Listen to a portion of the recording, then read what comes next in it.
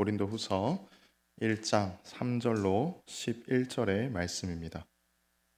고린도후서 1장 3절로 11절의 말씀. 제가 가지고 있는 성경 신약 성경 285페이지 근처에 있습니다.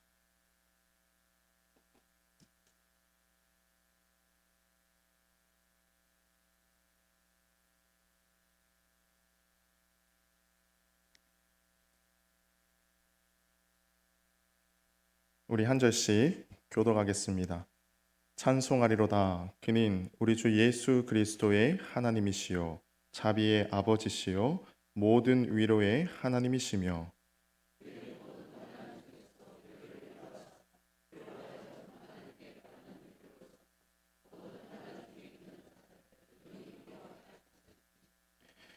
그리스도의 고난이 우리에게 넘친 것 같이 우리가 받는 위로도 그리스도로 말미암아 넘치는도다.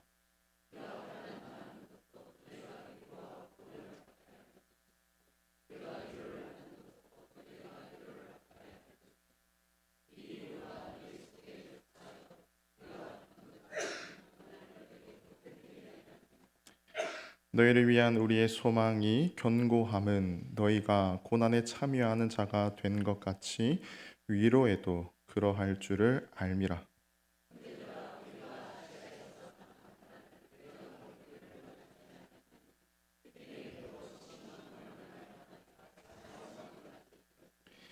우리는 우리 자신이 사형 선고를 받은 줄 알았으니 이는 우리로 자기를 의지하지 말고 오직 죽은 자를 다시 살리시는 하나님만 의지하게 하심이라.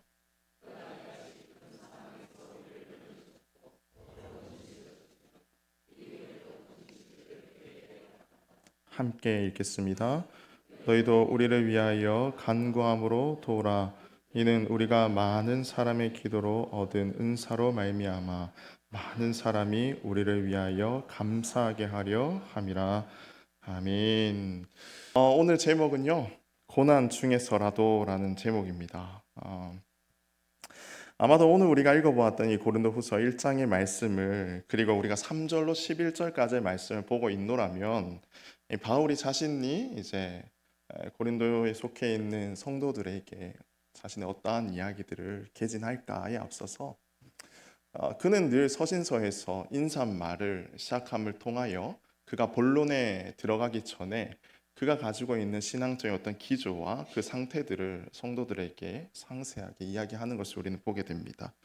오늘 우리가 3절로 11절까지의 말씀에서 우리가 한번 주목하고 기억해야 되는 단어가 두 가지가 있는데요. 그것은 바로 찬양과 감사입니다. 3절에서 이렇게 시작했지 않습니까? 찬송하리로다 라고 얘기하고 있고요. 그리고 11절에서는 이렇게 마치고 있어요.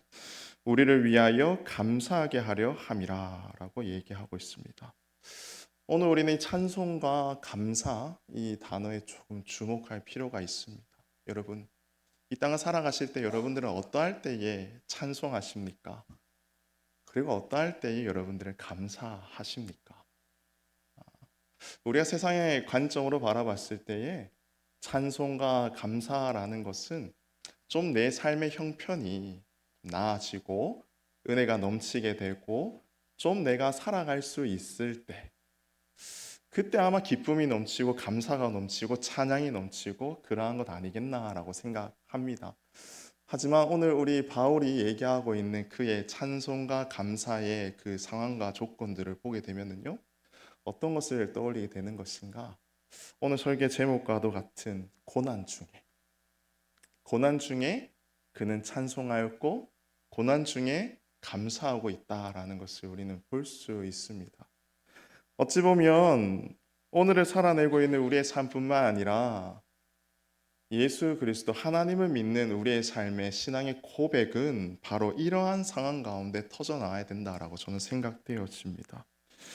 이것을 우리가 다시 한 번 더 생각해 본다면은 그리스도의 대속적인 고난이다라고 우리는 표현할 수 있어요. 바울은 고난 중에서도 찬양할 수 있고 고난 중에서도 감사할 수 있는 그 이유는 무엇인가? 오늘 우리가 말씀을 통해서 살펴보겠지만 그 말씀을 들여다보기에 앞서서 우리가 한 번 더 기억해야 되는 것은 바로 대속적인 고백이라는 겁니다. 대속적인 고난과 그에 따른 감사의 고백이라는 거예요. 대속이라는 것은 무엇입니까? 주인이 어떠한 노예의 그 빚을 탕감해 줄 때에 이 대속이라는 단어를 사용하는데요. 우리 기독교적인 관점에서 이 대속은 바로 무엇입니까? 죄로 인하여 죽을 수밖에 없었던 우리를 누가? 하나님께서 그의 아들 예수 그리스도를 보내심을 통하여 그의 십자가의 죽으심을 통해 우리의 죄가 사해지고 영원한 구원을 얻게 된 것, 이것을 우리는 대속이다라고 이야기합니다. 바울은 그러한 신앙의 고백이 있었기 때문에 오늘과 같이 고난 중에서도 환난 중에서도 찬양할 수 있고 감사할 수 있더라라고 이야기하는 것입니다. 그것은 바울의 고백뿐만 아니라 오늘을 살아내고 있는 우리의 삶의 고백이 될 줄 믿습니다. 우리는 이미 대속의 은혜를 얻었습니다. 아멘이십니까? 그 대속의 은혜를 얻고 이 땅을 살아내고 있는 우리의 삶이야말로 어떠한 고난과 환난이 찾아온다 할지라도 그 고난과 환난 가운데에서 이미 나의 인생 가운데 은혜 주시고 이미 나의 인생 가운데에 완전한 구원을 주신 그 하나님의 은혜가 있기 때문에 나는 오늘도 살아낼 수 있는 힘과 능력과 용기가 있습니다라고 우리는 고백할 수 있어야 되는 것입니다. 그렇게 바울은 그가 처해 있는 상황과 환경이 어떻든지 간에 그는 전적인 이 대속의 은혜를 그의 심장 가운데 깊이 새겼기 때문에 하나님 앞에 그의 상황 가운데서도 감사하고 찬양할 수 있더라라는 것입니다. 원망과 불평이 터져 나올 것 같은 그의 삶의 모습 가운데에서도 그는 전적으로 하나님을 의지하고 신뢰하였다라는 것입니다. 마치 이사야서 40장 1절의 말씀에서 너희는 하나님이 이르시되 너희는 위로하라 내 백성을 위로하라 라고 얘기하고 있는 것처럼 바울은 전적으로 그의 인생 가운데 임하시는 그 하나님의 은혜와 그 하나님의 위로하심을 그가 믿음으로 고백하며 살아갈 수 있었기 때문에 그가 처해 있는 모든 상황과 환경 가운데서도 이러한 고백을 주님 앞에 올려드릴 수 있더라라는 것입니다. 사랑하는 성도 여러분, 우리는 인생길 걸어가면서 때로는 작고 때로는 큰 문제 앞에 당착할 때가 얼마나 많이 있습니까? 저 역시도 생각지도 못했던 질병을 얻음을 통하여서 저의 삶이 조금은 제약적이게 되고 자유롭지 못한 상황을 그리고 저의 상황 가운데서 건강을 깊이 들여다볼 수 있는 이러한 일들을 살펴보게 되지 않습니까? 처음 그 상황들을 만났을 때에 인간적인 마음으로서는 한없이 연약해지고 왜 이러한 문제와 상황과 환경이 나에게 찾아오는 것인가 라는 원망과 불평이 들 때도 있을 것입니다. 하지만 그 원망과 불평 너머에 우리는 다시 한 번 더 그 신앙의 기초인 그 믿음, 이것을 우리는 날마다 기억하며 살아가야 된다라는 것이죠. 누가 우리를 위로해 주십니까? 하나님이 우리의 인생을 위로해 주시는 분이십니다. 그것을 우리는 날마다 기억하며 고백하며 이 땅을 살아내야 된다라는 것입니다. 비록 나의 인생 가운데 고난이 찾아옵니다. 환난이 찾아옵니다. 건강뿐만 아니라 우리의 경제적인 것들, 우리의 어떠한 상황적인 것들이 예기치 못하게 어려움이 닥칠 때가 얼마나 많이 있습니까? 하지만 그럴 때에도 우리가 기억해야 되는 것은 누구라는 겁니까? 하나님. 하나님이 나의 인생을 위로해 주시고 하나님이 나를 그의 자녀 삼으셨다라는 그 고백을 가지고 이 땅을 살아낼 수 있는 저와 여러분들의 삶이 다 될 수 있기를 간절히 원합니다. 그렇기 때문에 바울은 오늘 자신이 3절로 11절까지의 말씀을 통하여서 그가 본격적인 그의 인생 가운데 지금 시험과 문제와 환난을 개진하기에 앞서서 그가 지금까지 가지고 있었던 신앙의 근간들, 그의 믿음들, 이것을 다시 한 번 더 점검하고 이 서신을 읽는 모든 신앙인들에게 다시금 그들의 삶을 되돌아봐야 된다라고 이야기하고 있습니다. 따라서 그 바울에게 임하여 주신 대속의 은혜, 이것이 오늘을 살아내고 있는 우리의 삶 가운데도 깊이 있게 뿌리 박혀서 날마다 우리의 삶에 크고 작은 문제와 실패와 고난 앞에서도 절대 흔들리지 않는 믿음을 가지고 이 땅을 살아낼 수 있는 저와 여러분의 삶이 다 될 수 있기를 간절히 원합니다. 그리고 그 고난과 문제와 시험을 통하여서 더 큰 은혜와 더 큰 믿음이 우리 가운데 자라날 수 있도록 날마다 주님을 바라며 살아갈 수 있는 저와 여러분들의 삶이 될 수 있기를 간절히 바랍니다. 그렇다면 바울은 오늘 말씀을 통해서 구체적으로 우리에게 무엇을 말하고 있는가요? 먼저 바울은 3절과 4절의 말씀을 통해서 이렇게 고백하고 있습니다. 찬송하리로다. 그는 우리 주 예수 그리스도의 하나님이시요 자비의 아버지시요 모든 위로의 하나님이시며 우리의 모든 환난 중에서 우리를 위로하사 우리로 하여금 하나님께 받는 위로로서 모든 환난 중에 있는 자들은 능히 위로하게 하시는 이시로다 라고 얘기하고 있습니다. 여기서 바울은 하나님 앞에 그 감사의 기도로서 이 편지를 열고 있어요. 근데 그 감사의 대상인 하나님을 바울은 오늘 3절에서 세 가지로 표현하고 있습니다. 어떻게 표현하고 있습니까? 예수 그리스도의 하나님, 그리고 자비의 아버지, 모든 위로의 하나님, 이렇게 이야기하고 있습니다. 여기에서 우리는 이 세 가지의 표현에 먼저 집중할 필요가 있어요. 먼저 첫 번째는 예수 그리스도의 하나님이라고 얘기하고 있는데요. 여기에 원문적으로 보게 되면은 아버지라는 단어가 포함되어져 있습니다. 우리 성경 번역에서는 조금 이제 부드럽게 말을 표현하기 위해서 이 아버지라는 단어를 뺐는데요. 근데 원래 원어적으로 보게 되면 우리 주 예수 그리스도의 하나님이시며 아버지라고 그렇게 표현되어져 있습니다. 그렇다면 바울은 여기에 아버지라는 단어를 사용한 이유는 무엇일까요?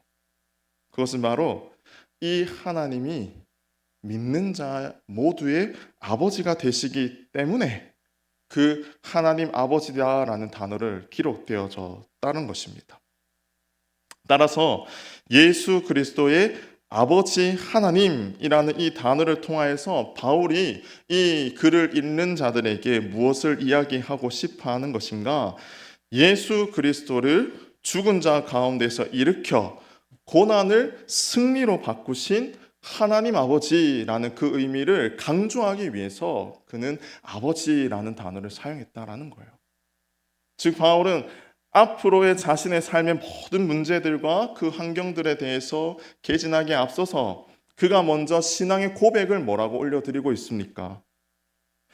예수 그리스도를 죽은 자 가운데서 일으키신 고난의 승리로 바꾸신 그 하나님 아버지가 지금 누구와 함께 한다는 것을 고백하는 겁니까? 나와 함께 하고 있다. 그리고 나와 함께 하고 있는 그 하나님 아버지가 오늘의 이 교회들마다 너희들과 함께 한다라는 것을 그가 선포하고 싶어 하는 것입니다. 바울은 그의 인생 가운데에서 숱한 고난과 어려움들을 만났습니다. 아니 지금도 그 고난이 진행형입니다. 하지만 그 고난을 너끈히 이겨낼 수 있는 것은 무엇입니까? 그가 가지고 있는 어떠한 언변입니까? 권력입니까? 다 그런 것들이 아니죠. 그가 그것들을 다 이길 수 있는 것은 그 위로의 하나님, 고난을 승리로 바꾸신 하나님, 죽음을 생명으로 바꾸신 그 하나님, 그 하나님이 누구와 함께 한다는 그 믿음이 있기 때문입니까? 나와 함께 한다는 그 믿음이 있기 때문입니다.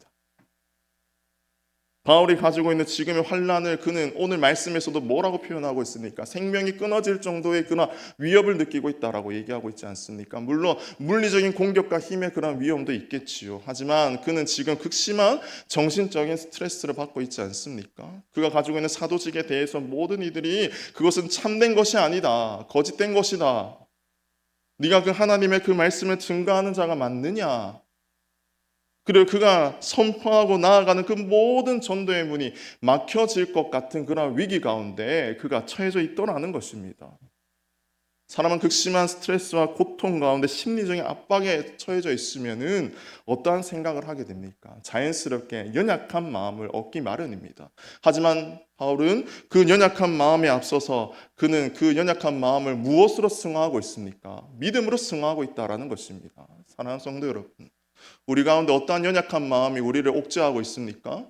우리 어떠한 연약함들을 통하여서 나의 믿음을 더욱더 무너뜨리려고 하고 있습니까?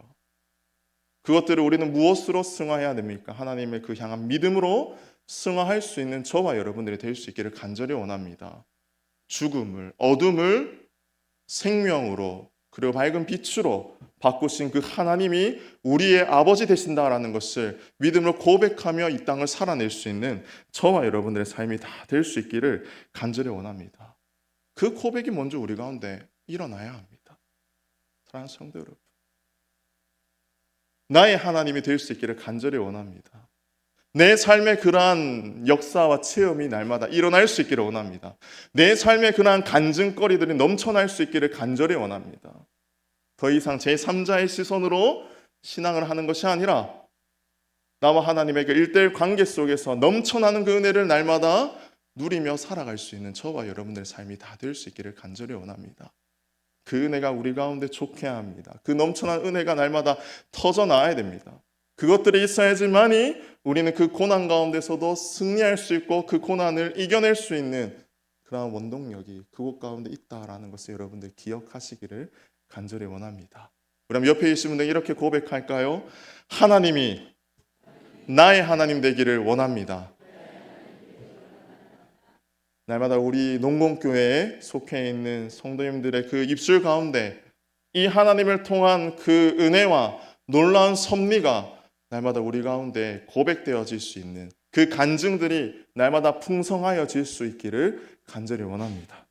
그렇게 바울은 자신의 인생 가운데 처해 있는 그 모든 고난을 이 믿음으로 승화할 수 있고 믿음으로 고백하며 나아가고 있더라라는 것입니다. 따라서 우리 인생 가운데서 찬송할 수 있는 그 궁극적인 이유는 무엇입니까? 그 하나님이 나의 하나님 되시기 때문에 내가 처해 있는 상황과 환경 가운데 그것이 타인들이 바라봤을 때에 절망적일 수도 있고 더 이상 너는 살 희망의 가치가 없는 것처럼 느껴진다 할지라도 그것 가운데서 우리는 무엇으로? 하나님을 통하여 그리고 그 믿음을 통하여 그곳에서도 다시 한 번 더 일어날 수 있는 그 삶의 은혜가 우리 가운데 일어나야 된다라는 것입니다. 어찌 보면 바울의 인생 가운데서는 그러한 삶을 살아냈다라는 것이죠. 이것을 우리는 어떠한 단어로서 표현할 수 있는가? 선순환적인 신앙의 모습이다라고 우리는 얘기할 수 있습니다. 선순환적인. 선순환이라는 단어의 뜻이 무엇입니까? 좋은 현상이 끊임없이 계속적으로 반복되는 것을 우리는 선순환이라고 합니다. 근데 바울의 인생에서 이 좋을 선, 참선은 무엇입니까? 아주 아이러니컬하게도 고난 가운데에서 주신 하나님의 은혜, 그것이 바로 선이라는 겁니다. 기독교의 신앙은 바로 이런 것입니다. 우리 인생 가운데 고난은 계속적으로 일어날 수 있어요. 우리 인생 가운데 시험은 보편적으로 일어나는 것들이라는 거죠. 그렇다면 그 시험과 고난이 보편적으로 일어나는데 그것들을 통해서 우리가 깨달아야 되는 것은 무엇인가? 그 고난 중에도 하나님께서 내게 임하시는 그 은혜, 이것이 계속적으로 우리의 인생을 반복하고 그것으로 말미암아 내가 이 땅을 살아내는 것이다 라는 그 고백이 우리 가운데 일어나야 된다는 것입니다. 그게 바로 우리의 인생에 있어서 선순환적인 신앙의 삶의 모습이 된다라는 것이죠. 우리의 인생은 완벽할 수 없습니다.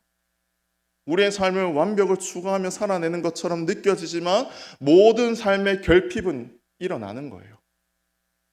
그 결핍 가운데에서 우리는 세상을 바라보고 상황을 바라보면 우리의 인생은 날마다 나락으로 떨어질 수밖에 없습니다. 만족감이 없죠.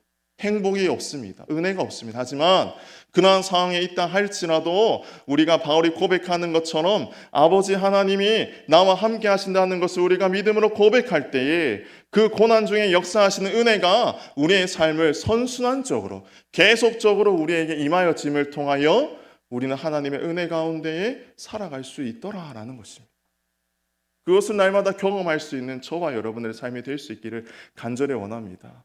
어찌 보면 역설적인 얘기겠지요. 우리 가운데 고난이 참 많다라는 것은 하나님께서 내게 주시는 그 은혜가 너무나도 많이 예비되어져 있다라고도 우리는 표현할 수 있을 것 같아요.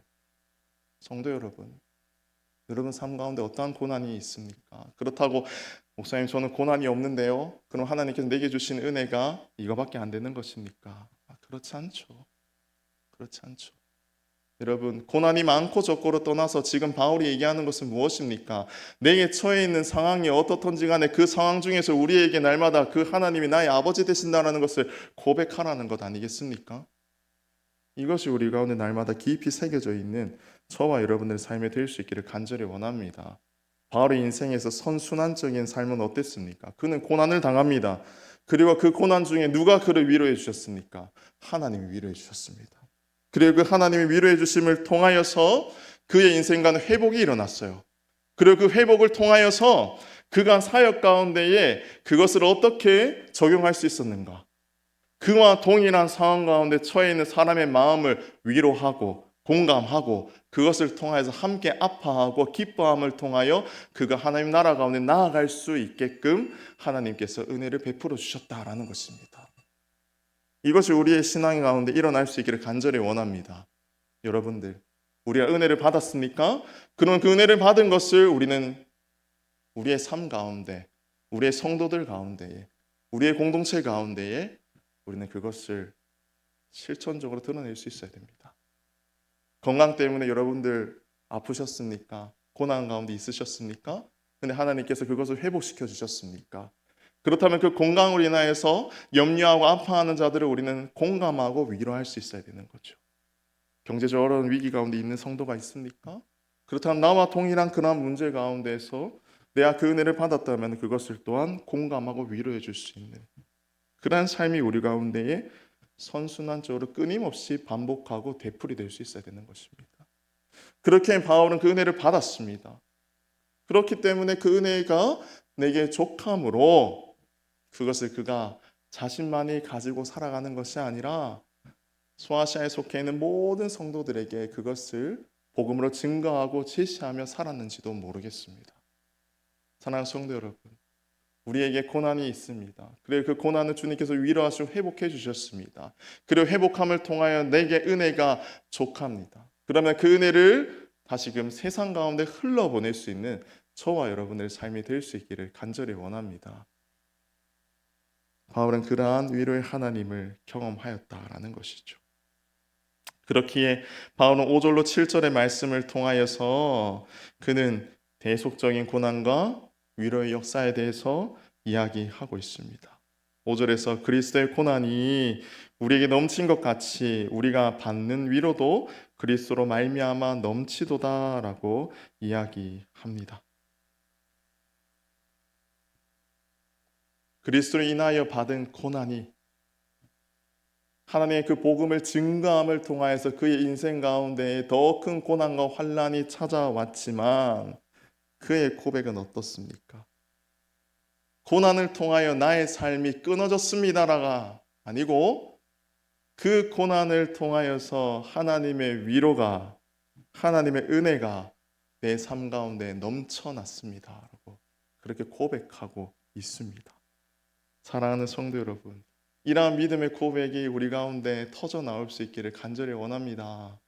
우리 가운데에 하나님의 그 은혜로 인하여서 내게 고난이 있지만 그 고난 중에 역사하신 하나님을 통하여 내가 하나님께 받은 은혜가 더 큽니다라고 고백하였으면 좋겠습니다. 그런데 이러한 모든 고백들이 일어날 수 있었던 것은 앞서서 얘기했던 그 하나님이 나의 아버지 되신다라는 그 고백이 있는 것뿐만이 아니라 갈라디아서 2장 20절의 말씀을 보게 되면은 바울은 이렇게 얘기하고 있습니다. 우리 갈라디아서 2장 20절의 말씀 함께 우리 읽어보았으면 좋겠는데요. 우리 자막이 준비되어져 있으니까 우리 함께 읽어봤으면 좋겠습니다. 시작. 내가 그리스도와 함께 십자가에 못 박혔나니 그런즉 이제는 내가 사는 것이 아니요 오직 내 안에 그리스도께서 사시는 것이라. 이제는 내가 육체 가운데 사는 것은 나를 사랑하사 나를 위하여 자기 자신을 버리신 하나님의 아들을 믿는 믿음 안에서 사는 것이라. 아멘. 이 갈라디아서 2장 20절의 말씀, 이것은 무엇으로 우리가 요약할 수 있는가? 바로 그리스도와의 연합이라는 거예요. 연합. 그것을 바울은 믿음으로 또한 고백하고 있는 것입니다. 내 과거의 옛 사람은 그리스도와 함께 십자가에 못 박혀 죽었나니 그런즉 이제는 내가 사는 것이 아니요 오직 내 안에 그리스도께서 사시는 것이라 라고 얘기하는 거예요. 그리스도와의 온전한 연합을 이루며 살아가야지만이 그 하나님께서 주시는 그 온전한 위로와 은혜를 내가 경험하고 고백할 수 있습니다 라고 얘기하는 것입니다. 그리고 20절 말미에 보게 되면은 뭐라고 얘기합니까? 나를 위하여 자기 자신을 버리신 하나님의 아들을 믿는 믿음 안에서 사는 것이다 라고 얘기합니다. 그리스도와의 연합을 이루고 그리고 그 그리스도의 온전한 연합을 이루는 것을 내가 지속적으로 그것을 행하며 지키며 나아가기 위해 필요한 것은 무엇입니까? 믿음이라는 거예요. 내가 그리스도 안에 사는 그 믿음, 그것이 내 안에 온전히 있어야지만이 내 삶의 모든 고난이 믿음과 은혜로 승화될 수 있다라는 것입니다. 사랑하는 성도 여러분, 여러분들은 오늘을 살아갈 때에 얼마나 예수 그리스도와 함께 연합을 이루며 이 땅을 살아내고 계십니까? 그리고 그 연합을 이루는 것 안에 내가 그를 향한, 아버지를 향한 그 믿음이 얼마나 내 가운데 흘러나오고 고백되어지고 계십니까?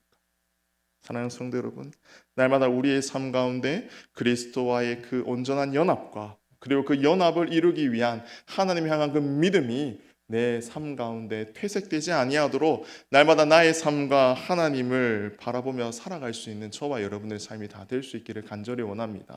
하나님과 온전한 연합을 이루지 못한다면 크고 작은 고난들 앞에서 우리는 넘어질 수밖에 없습니다. 시험을 당할 수밖에 없습니다. 그러면 자연적으로 그리스도와의 관계는 깨어지게 되는 것이고 우리의 삶은 다시금 옛사람과 같이 죄악 가운데 나아갈 수밖에 없다라는 것입니다. 그것을 우리는 늘 기억하며 살아내야 되는 것입니다. 바울은 그것을 성도들에게 간곡하게 부탁하고 있는 것입니다. 그의 인생들 가운데 신앙으로 인하여서 크고 작은 문제들이 일어날 것이고 분쟁들이 일어날 것이고 삶의 어떤 어려움들이 찾아오겠지만 그것들을 이겨낼 수 있는 것은 바로 무엇이다? 그리스도와의 연합과 그 믿음, 이것이 우리 안에 온전히 서 있을 때에 그 모든 문제들을 우리는 이겨낼 수 있다라고 이야기하고 있는 것입니다.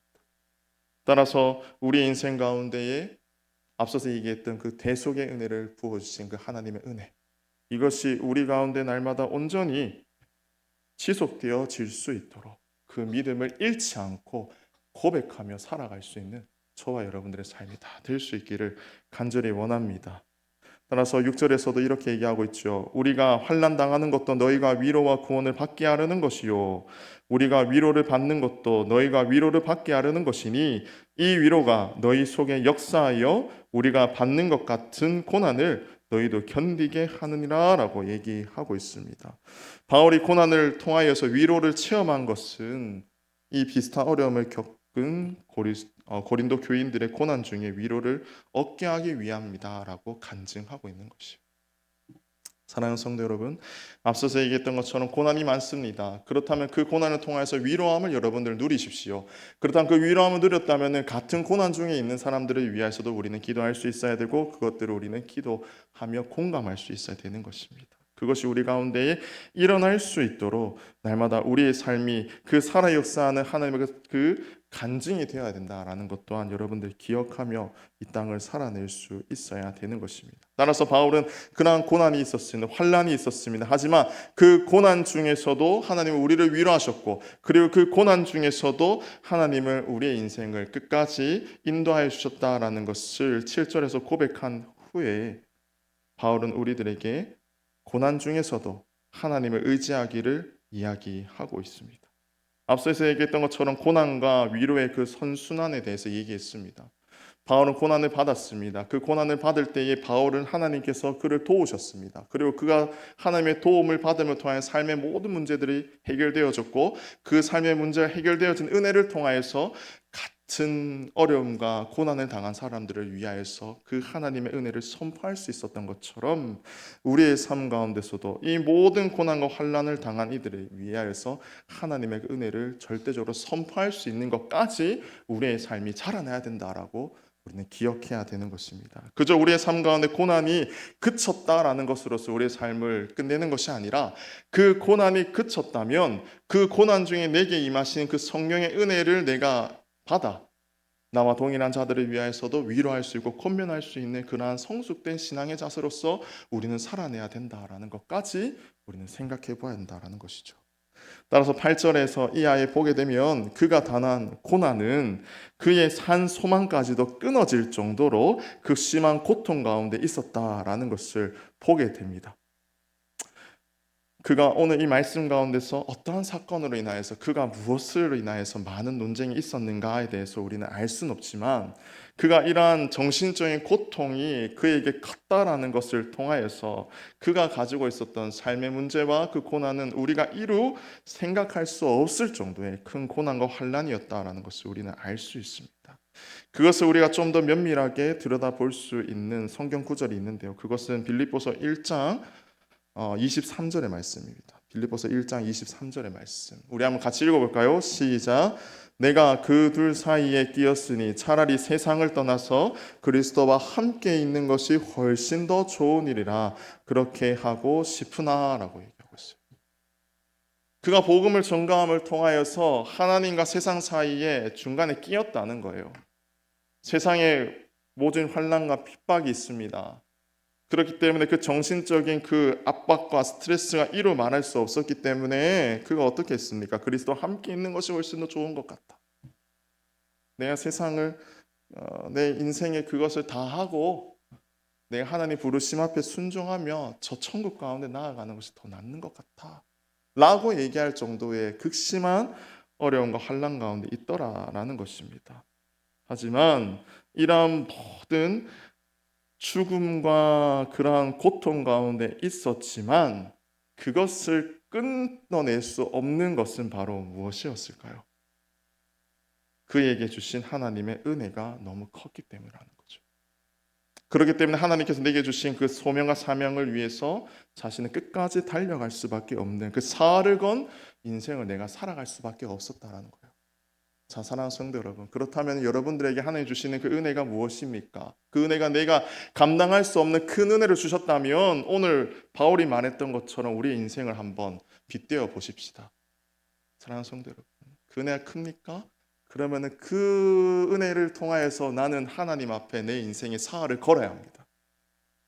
하나님이 부르시는 그날까지 하나님을 위하여 우리는 이 땅을 살아내야 되는 존재다라는 것을 여러분들 기억하시기를 바랍니다. 그저 그렇게 우리의 인생을 주님께서 부르신 게 아니에요. 여러분들 각자 한 사람 한 사람 하나님께서 귀히 여기시고 한 분 한 분마다 이 땅을 살아내야 되는 그 소명을 주님께서 주셨습니다. 여러분, 주의 영광을 위해 주님 부르시는 그날까지 우리의 인생의 사활을 걸 수 있기를 간절히 원합니다. 바울이 왜 죽음의 그 문턱 앞에서까지도 세상과 타협하지 아니하고 하나님만을 바라볼 수 있었던 것은 무엇입니까? 앞서서 얘기했던 대속적인 은혜예요. 강권적으로 붙드시는 그 하나님의 은혜가 그의 인생 가운데에 온전하게 임하여진 것을 믿음으로 고백할 수 있었기 때문에 그의 인생을 끝까지 하나님 앞에 맡겨드릴 수 있었다라는 것입니다. 사랑하는 성도 여러분, 오늘 우리의 인생이 그리고 이 땅을 살아내는 우리의 신앙의 자세가 이러한 삶이 되어야 되지 않겠습니까? 그저 그렇게 잠깐 왔다가 잠깐 사라질 것 같은 세상이라 할지라도 우리는 이 세상 가운데 얼마나 많은 것들을 위하여 아둥바둥 살아가고 있습니까? 잘 먹고 잘 살기 위해서 내가 벌어들이는 것들 또한 나의 어떠한 소유를 위하여서 우리는 얼마나 많은 노력을 하고 있습니까? 근데 정작 그 노력 가운데서 우리가 잊고 지내는 게 뭡니까? 하나님 향한 그 믿음 아닙니까? 은혜 아닙니까? 여러분, 우리의 인생을 하나님 앞에 사활 걸 수 있기를 간절히 원합니다. 고난이 있습니까? 고통이 있습니까? 그러면 그 고난과 고통을 하나님이 나의 아버지 되신다라는 그 절대적인 믿음의 고백을 통하여서 여러분들 그 고난을 한 번 더 이겨내십시오. 그리고 그 고난을 이겨낸 후에 내게 주신 은혜가 내 삶 가운데 족한 고백이 일어난다면은 그 은혜를 통하여서 우리의 인생을 하나님 앞에 완전히 맡길 수 있기를 간절히 원합니다. 그러한 복된 인생을 살아낼 수 있는 저와 여러분들의 삶이 다 될 수 있기를 간절히 원합니다. 그 은혜를 절대적인 진리를 알았기 때문에 바울은 오늘 11절의 말씀에서 이렇게 고백하죠. 너희도 우리를 위하여 간구함으로 도우라. 이는 우리가 많은 사람의 기도로 얻은 은사로 말미암아 많은 사람이 우리를 위하여 감사하게 하람이라 라고 얘기하고 있어요. 이 모든 많은 사람들의 기도와 그리고 은사, 이것이 어찌 각 개인의 역량으로 인하여서 일어난 것일까요? 그렇지 않죠. 하나님의 은혜, 하나님의 도우심, 하나님의 역사하심, 하나님의 순리, 그것이 그들의 인생 가운데 임하여졌기 때문에 기도하는 자들이 붙어지게 되고 그런 놀라운 역사가 일어나게 되고 그리고 하나님을 향하여서 감사할 수 있는 이 기도의 제목들이 흘러나오게 되는 것 아니겠습니까?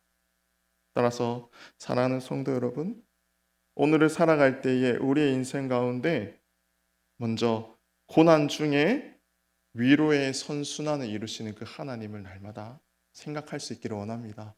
여러분, 이때까지 살아오면서 여러분들 인생 가운데 얼마나 많은 고난들이 있었습니까? 그렇지만 지금 우리 어디에 있습니까? 이 땅을 밟고 현재 이곳 가운데 있지 않습니까? 그것도 하나님의 은혜 아니겠습니까? 그 선순환적인 하나님의 은혜를 여러분들은 매일매일 경험하고 계시는 거예요. 그러면 경험하고 있는 우리가 그 선순환적인 은혜를 가지고 이제는 우리의 교인과 우리의 가족과 세상 가운데 우리는 드러내야 되는 거예요. 선포해야 되는 것입니다. 그러한 사명을 가지고 이 땅을 살아낼 수 있기를 간절히 원합니다. 그리고 이 고난은요, 그저 우리의 삶의 그 모습을 옥죄어하기 위한 하나님께서 예비한 것이 절대 아닌 것이죠. 하나님께서는 이 고난을 통하여서 우리의 인생 가운데 또 우리의 신앙 가운데에 더 큰 믿음으로 자라날 수 있는 그 은혜를 우리는 주님께서 예비하고 계신다라는 것도 여러분들 기억하셨으면 좋겠습니다. 이건 우리가 너무 지성적으로 잘 알고 있습니다. 하지만 그 문제가 딱 당착하였을 때에 이 지성적으로 알고 있는 이 신앙관이 삶 가운데 온전하게 접목되어지지 않을 때가 있음을 우리는 보지 않습니까? 하지만 그렇다 할지라도 여러분들 깊은 고뇌 가운데에 빠지지 마시고 그 가운데 가장 심플하게 하나님을 더욱더 바라보고 하나님을 바라보고 하나님께서 이 문제와 상황 가운데서 내게 무엇을 원하시는가 이것들을 바라보며 기도하며 나아갈 수 있는 저와 여러분들의 삶이 다 될 수 있기를 간절히 원합니다.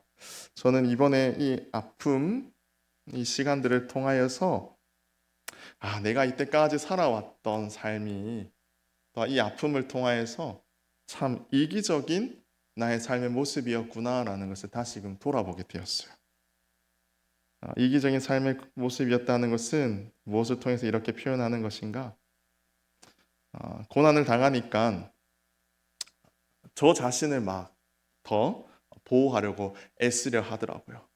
이 고난을 통해서, 아픔을 통해서 나를 더욱더 방어하게 되고 나를 보호하기 위해서 더욱더 애쓰려 하는 그런 이기적인 모습을 제가 보게 되었습니다. 하지만 그 시간들을 좀 지내오면서 하나님께서 저에게 이렇게 얘기하시더라고요. 많이 아프지. 이 상황에서 이기적으로 아프지 말고 이타적으로만 아파라 라고 주님께서 말씀하셨습니다.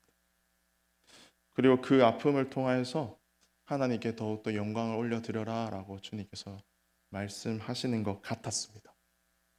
사랑하는 성도 여러분,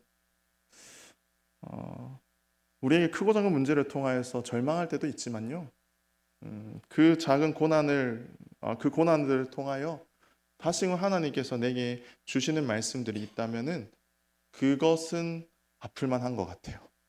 그 고난은 통과할 수 있는 것 같습니다. 사랑하는 성도 여러분, 오늘 살아내고 있는 우리의 삶 가운데 어떠한 어려움들이 계십니까? 고난이 있으십니까?